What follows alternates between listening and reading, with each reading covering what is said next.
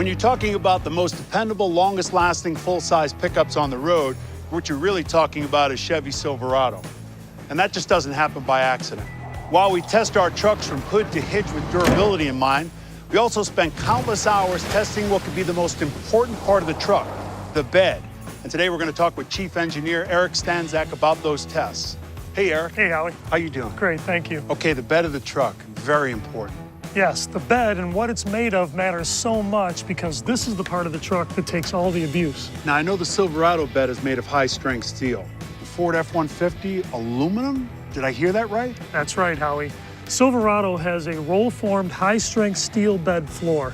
Ford F-150 has an aluminum bed, two very different materials. Okay, so how do they compare? We run our trucks through a variety of durability tests, including the bed, which I'm about to show you. We took a section from the steel bed of a Chevy Silverado and we dropped a 17-pound wedge on it to see what would happen. We then ran the same test on the Ford F-150. Wow. The wedge punctured the aluminum bed of the F-150 and it did not puncture the roll-formed high-strength steel bed of the Chevy Silverado. That's a big difference in damage between the two trucks. But Eric, these tests are run in a lab.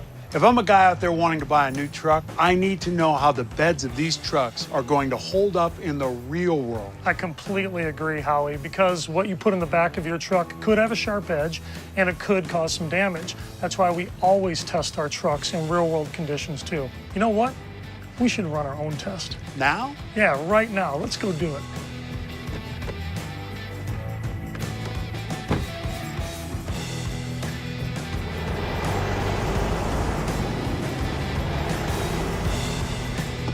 Now we have 2 loads of landscape bricks, the kind of thing that you'd see on a construction site.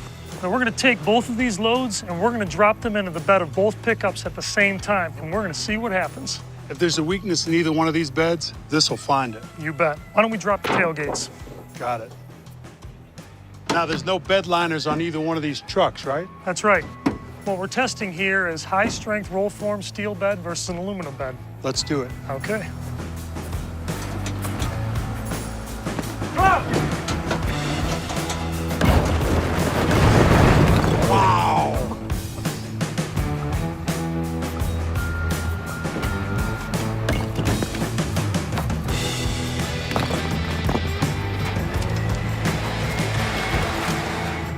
So let's see what we got, Howie. Now, it's the type of load we dropped in here. You'd expect to see some scratches, dents, and dings like you see here in the bed of the Silverado. Yeah, it looks like me, a little bit banged up, but still good. I'll be interested to see what happens over there with the Ford. Let's go have a look. Oh boy, that's a big hole. That is an impact fracture. 1, 2, 3, 4, 5 cracks. Well, that's a hole. 4 cracks, that's a hole. I can see all the way through the ground. That's a problem. Based on the test that we ran today, it's clear that the roll-formed high-strength steel bed of the Silverado is tougher than the aluminum bed of the Ford F-150. If you've got to take time to repair or replace the bed of your truck, that's time without your truck. And what if these holes in your bed end up causing damage to cargo or equipment that you're hauling? You know, something else we discovered when we ran this test is it doesn't take a huge load to put damage into this bed. Let me show you. A toolbox. Yep. Really? That's right. Watch. Oh, boy. See? Put a hole right in the bed. Amazing. All right, let's see how the Silverado does. Just a dent, held up well. Just a dent. That's right. I have to tell you, all this would really make me think twice about buying a truck with an aluminum bed, that's for sure. And this has been an eye-opening experience for me.